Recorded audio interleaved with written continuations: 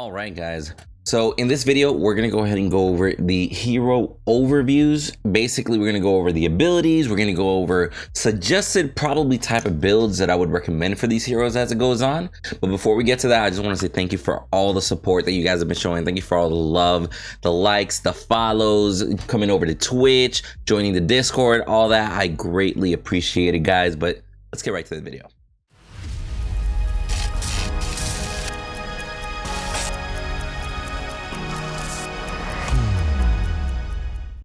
All right, guys. So let's start off with Dekker. Let's start off with actually her passive. Now, Dekker's passive this time around is actually striking enemy heroes with abilities is going to refund a little bit of your mana per every enemy hero that you hit. So for example, if you manage to get multiple of them with an AoE, you'll actually get more mana back. Now, moving forward, Dekker's orb that she throws. Now, in this case, based off of the video, it actually looked a little bit more like a shot, but I was able to view some gameplay. I was able to test some of this actually yesterday, and it is more of a lob, and it does indicate on here that she lobs a projectile that bounces off a terrain, pierces minions, and explodes on contact with enemy heroes. So it's going to go right through minions and everything directly to the enemy hero.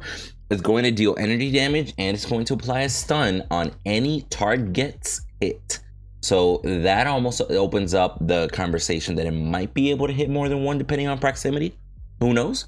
Now, moving forward as well, there's her Ion Bot. Now, her Ion Bot, it summons an ion field, slowing enemies that touch it. After a short duration, the field explodes, dealing energy damage, and it can be reactivated for less damage. So that means you're going to be able to deploy a bot, or I'm assuming it's going to be very similar to a Bellica drone, right? Now, from there, it's going to slow people inside of it.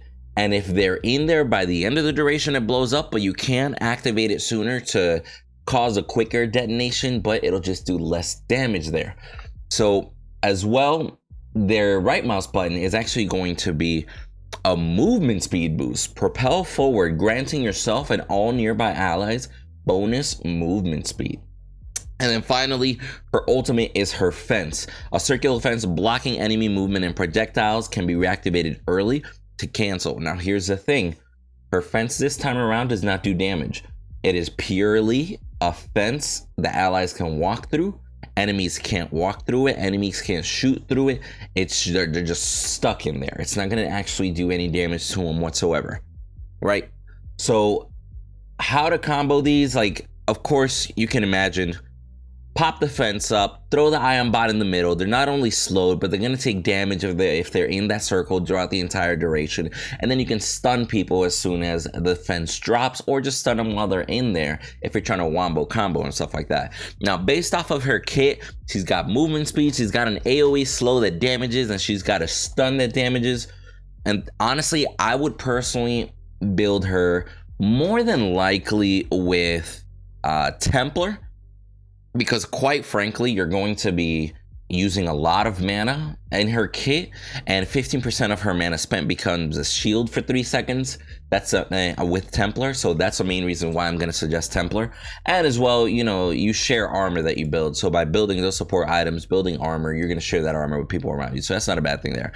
And then I'm actually going to suggest Magician, because not only are you going to be spending a lot of mana and getting some of that mana as shield, getting some of that mana back when you hit people, but if you have missing mana regen per second, that just means you're going to have more mana to play with.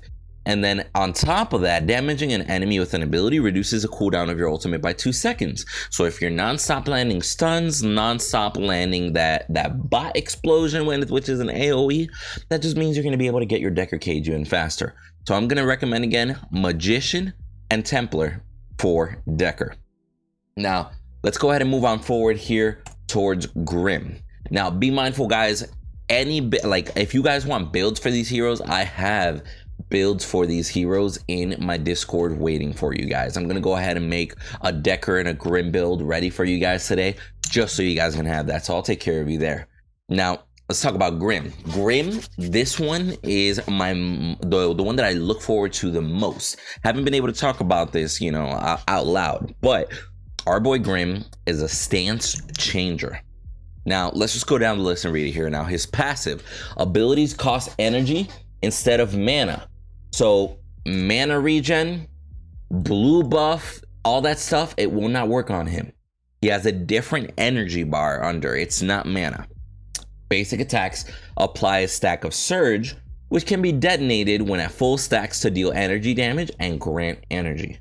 So basically, he just builds stacks as he hits people with his basics, and eventually you can activate it so that he not only does additional energy damage, but at that point you're going to be able to get more energy in order to use some of his abilities. Now, his stance changing in itself. Now, his stance changing, I'm actually going to skip down to the third one, E. E is the one that actually changes his stance between 3 different modes.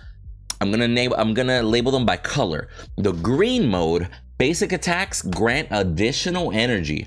So the green mode, very important to remember, green is passive. Green mode is going to be basically every time that you hit a basic attack, you get energy back. Your Q, if you're in green mode, you can fire a projectile that displaces and damages energy, also known as the traditional Grim orb that he throws that displaces people, right?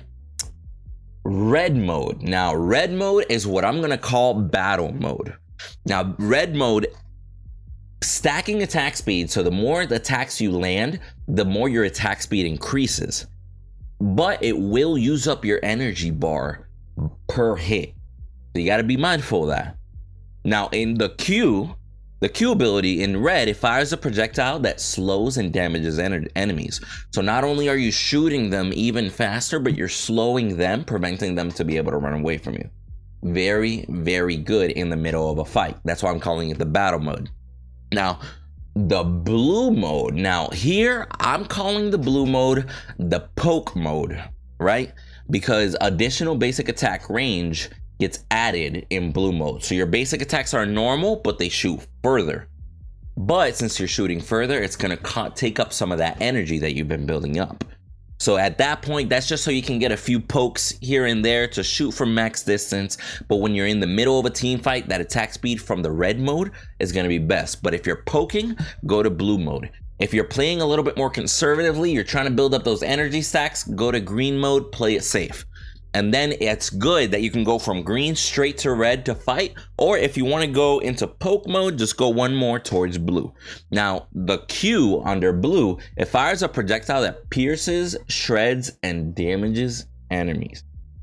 That basically means the projectile is going to be able to go through minions and such, right?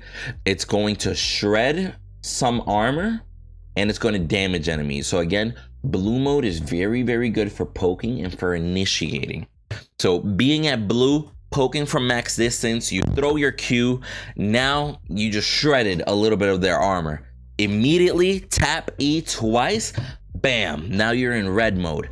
Now you're able to go in there, increase attack speed, you're able to throw your Q that is gonna slow your enemies, and basically, if you can master stance changing, which a lot of other MOBAs have characters like that, you will be able to get the most out of Grim. Now, his right mouse button. Activate a shield for a short duration that blocks the next enemy ability. Blocking the ability grants energy and reduces active cooldown of blast.exe. So every time that you block an ability with your right click, it reduces the cooldown on your Q. Very important to remember and try to synergize those. As soon as you see like a Narbat stun coming or something, right click real quick, bam. So it's gonna be a high skill gap character, but he's gonna be worthwhile. And then his ultimate, it's similar to what we're used to, the GTFO. Lock onto enemy heroes and fire a projectile after a short delay that damages the target, pierces minions, monsters, and terrain. So no matter where you are, if this thing locks on you, it will follow you, as you guys saw in the trailer, through the jungle and everything, and eventually get you. But you do have to be within that line of sight in order to lock it on, right? Now, I'm personally on Grim. First, I'm going to recommend that you guys build Queen on Grim, because his ultimate is still energy based, right? So he is one of those hybrid characters that you can choose, well, do I build him energy so that I can do more energy damage on his abilities, or do I build him basic attack? But here's what we're gonna do. We're gonna build Queen, because you get 1 energy power for every 6 minion kills. Very important. And then you're gonna get 5% ability bump, which is like a little ability life steal, right? So whenever you throw your abilities and poke, you could heal a little bit back, which is good for you. And then I'm gonna recommend Hunter, because last hit on enemy minions give you a little bit of health back. So now you got abilities and last hits on minions giving you health.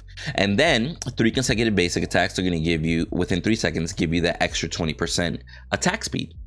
So you're still going to be basic attack inspired, but you're still slowly going to be building energy damage as well. Now, how your build is going to go throughout, how that's going to work, that's going to be up to you guys. Whether you guys want to build a little bit more energy armor, whether you want to go ahead and do just basic attacks on them. Now, I can definitely see people doing hybrid here.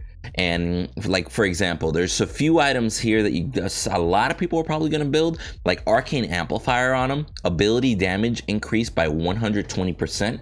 That's probably going to be worthwhile. And then Warlock Opus, 30% energy armor penetration. So King Castle, Plasma Blade, Full Metal Jacket, and Boots of the Hunt, probably, right? And then from there, I can see people going from there and building Arcane Amplifier and Warlock's Opus. So that way his ultimate still hurts like crazy, his abilities hurt like crazy, but you still do consistent basic attack damage, especially if you plan on using that red mode, if you feel what I'm saying there. So honestly, guys, this is going to be exciting. I'm gonna go ahead and after this video, go ahead and go into my Discord, create a new build for you guys that I'm going to recommend. You guys can have that ready. It's going to be in the link below.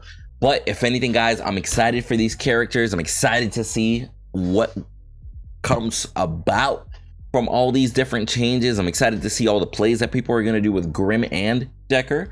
But as always, till the next video.